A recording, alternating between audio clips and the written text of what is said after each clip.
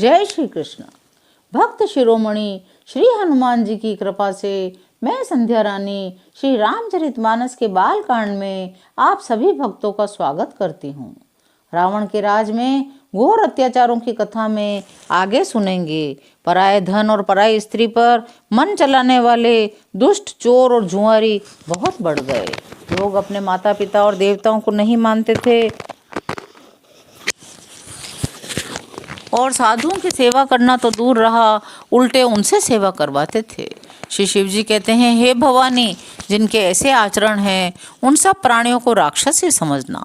इस प्रकार धर्म के प्रति अतिशय ग्लानि देखकर पृथ्वी अत्यंत भयभीत एवं व्याकुल हो गई।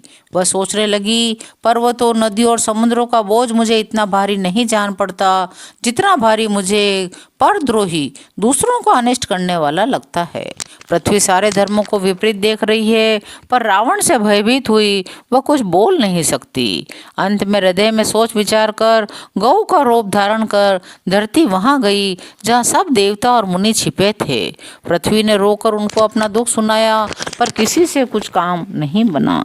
तब देवता, मुनि और गंधर्व सब मिलकर ब्रह्मा जी के लोक सत्य लोक को गए। भय और शोक से अत्यंत व्याकुल बेचारी पृथ्वी भी गौ का शरीर धारण किए हुए उनके साथ थी। ब्रह्मा जी सब जान गए। उन्होंने मन में अनुमान किया, इसमें मेरा कुछ भी वश नहीं चलेगा। तब उन्होंने पृथ्वी से कहा, जिनकी तू दासी है वही अविनाशी हमारा और तुम्हारा दोनों का सहायक है। ब्रह्मा जी ने कहा, हे धरती, मन में धीरज धारण करके श्री हरि के चरणों का स्मरण करो।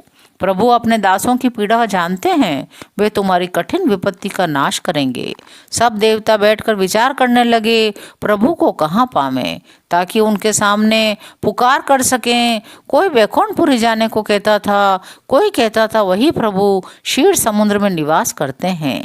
जिसके हृदय में जैसी भक्ति और प्रीति होती है, प्रभु वहाँ उसके लिए सदा उसी रीति से प्रकट होते हैं। हे पार्वती, उस समाज में मैं भी था। अवसर पाकर मैंने एक बात कही, मैं तो यह जानता हूँ भगवान सब जगह समान रूप से व्यापक हैं, प्रेम से वे प्रकट हो जाते हैं। देश काल दिशा विदिशा में बताओ ऐसी जगह कहाँ है जहाँ प्रभु न हो। वे चराचरमय होते हुए ही सबसे रहित हैं, विरक्त हैं, उनकी कहीं आसक्ति नहीं है। वे प्रेम से प्रकट होते हैं जैसे अग्नि। अग्नि अव्यक्त रूप से सर्वत्र व्याप्त है, परंतु जहाँ उसके लिए अग्नि मंथन आदि साधन किए जाते हैं वहाँ वो प्रकट होती है। इसी प्रकार सर्वत्र व्याप्त भगवान भी प्रेम से प्रकट होते हैं। मेरी बात सबको प्रिय लगी। ब्रह्मा जी ने साधु साधु कहकर बड़ाई की। मेरी बात सुनकर ब्रह्मा जी के मन में बड़ा हर्ष हुआ, उनका तन पुलकित हो गया, नेत्रों से प्रेम के आंसू बहने लगे। तब वे धीर बुद्धि ब्रह्मा जी सावधान होकर हाथ जोड़कर स्तुति करने लगे। हे देवताओं के स्वामी, सेवकों को सुख देने वाले, शरणागत की रक्षा करने वाले भगवान, आपकी जय हो, जय हो, जय हो। हे गो ब्राह्मणों का हित करने वाले, असुरों का विनाश करने वाले, समुद्र की कन्या श्री लक्ष्मी जी के प्रिय स्वामी, आपकी जय हो। हे देवता और पृथ्वी का पालन करने वाले, आपकी लीला अद्भुत है, उसका भेद कोई नहीं जानता। ऐसे जो स्वभाव से ही कृपालु और दीन दयालु हैं, वे ही हम पर कृपा करें।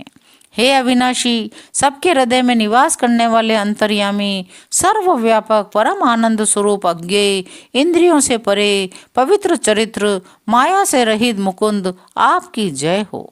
विरक्त, मोह से सर्वथा छूटे हुए ज्ञानी मुनि वृंद भी अत्यंत अनुरागी बनकर जिनका रात दिन ध्यान करते हैं, जिनके गुणों के समूह का गान करते हैं, उन सच्चिदानंद की जय हो। जिन्होंने बिना किसी दूसरे संगी अथवा सहायक के अकेले ही 3 प्रकार की सृष्टि उत्पन्न की, वे पापों का नाश करने वाले भगवान हमारी सुधि लें। हम न भक्ति जानते हैं न पूजा, जो संसार के जन्म मृत्यु के भय का नाश करने वाले, मुनियों के मन को आनंद देने वाले, विपत्तियों के समूह को नष्ट करने वाले हैं। हम सब देवताओं के समूह मन वचन और कर्म से चतुराई करने की बांध छोड़कर उन भगवान की शरण में आए हैं। सरस्वती, वेद, शेष जी, संपूर्ण ऋषि, कोई भी जिनको नहीं जानते, जिन्हें दीन प्रिय हैं, ऐसा वेद पुकार कर कहते हैं, वे ही श्री भगवान हम पर दया करें। हे संसार रूपी समुद्र के मंथन के लिए मंदराचल रूपी सब प्रकार से सुंदर गुणों के धाम, सुखों की राशि नाथ, आपके चरण कमलों में मुनि, सिद्ध और सारे देवता भय से अत्यंत व्याकुल होकर नमस्कार करते हैं। देवता और पृथ्वी को भयभीत जानकर, उनके स्नेह युक्त वचन सुनकर शोक और संदेह को हरने वाली गंभीर आकाशवाणी हुई। हे मुनि, सिद्ध और देवताओं के स्वामियों, डरो मत। तुम्हारे लिए मैं मनुष्य का रूप धारण करूंगा। उदार पवित्र सूर्यवंश में अंशों सहित मनुष्य का अवतार लूंगा। कश्यप और अदिति ने बड़ा भारी तप किया था, मैं पहले ही उनको वर दे चुका हूँ। वे ही दशरथ और कौशल्या के रूप में मनुष्यों के राजा होकर श्री अयोध्यापुरी में प्रकट हुए हैं। उन्हीं के घर जाकर मैं रघुकुल में श्रेष्ठ 4 भाइयों के रूप में अवतार लूंगा। नारद के सब वचन में सत्य करूंगा, अपनी पराशक्ति के सहित अवतार लूंगा। मैं पृथ्वी का सब भार हर लूंगा। हे देवरन, तुम निर्भय हो जाओ। आकाश में भगवान की वाणी को कान से सुनकर देवता तुरंत लौट गए, उनका हृदय शीतल हो गया। तब ब्रह्मा जी ने पृथ्वी को समझाया, वह भी निर्भय हुई, उसके जी में भी ढाढ़स आ गया। देवताओं को यही सिखाकर कि वानरों का शरीर धर धर कर तुम लोग पृथ्वी पर जाकर भगवान के चरणों की सेवा करो, ब्रह्मा जी अपने लोक को चले गए। सब देवता अपने अपने लोक को गए। पृथ्वी सहित सबके मन को शांति मिली। ब्रह्मा जी ने जो कुछ आज्ञा दी, उससे देवता बहुत प्रसन्न हुए और उन्होंने वैसा करने में देर नहीं की। पृथ्वी पर उन्होंने वानर देह धारण की। उनमें अपार बल और प्रताप था। सभी शूरवीर थे। पर्वत, वृक्ष और नख ही उनके शस्त्र थे। वे धीर बुद्धि वाले वानर रूपी देवता भगवान के आने की राह देखने लगे। वे वानर पर्वतों और जंगलों में जहाँ तहाँ अपनी अपनी सुंदर सेना बनाकर भरपूर छा गए। यह सब सुंदर चरित्र मैंने कहा। अब वह चरित्र सुनो जिसे बीच में ही मैंने छोड़ दिया था। अवधपुरी में रघुकुल शिरोमणि दशरथ नाम के राजा हुए, जिनका नाम वेदों में विख्यात है। वे धर्म धुरंधर, गुणों के भंडार और ज्ञानी थे। उनके हृदय में शांग धनुष धारण करने वाले भगवान की भक्ति थी। उनकी बुद्धि उन्हीं में लगी रहती थी। उनकी कौशल्या आदि प्रिय रानियां सभी पवित्र आचरण वाली थी। वे बड़ी विनीत और पति के अनुकूल चलने वाली थी। श्री हरि के चरण कमलों में उनका दृढ़ प्रेम था। एक बार राजा के मन में बड़ी ग्लानि हुई, मेरे पुत्र नहीं हैं। राजा तुरंत ही गुरु के घर गए, चरणों में प्रणाम कर बहुत विनती की। राजा ने अपना सारा दुख सुख गुरु को कह सुनाया। गुरु वशिष्ठ जी ने उन्हें बहुत प्रकार से समझाया और कहा, धीरज धरो राजन, तुम्हारे 4 पुत्र होंगे जो तीनों लोकों में प्रसिद्ध और भक्तों के भय को हरने वाले होंगे।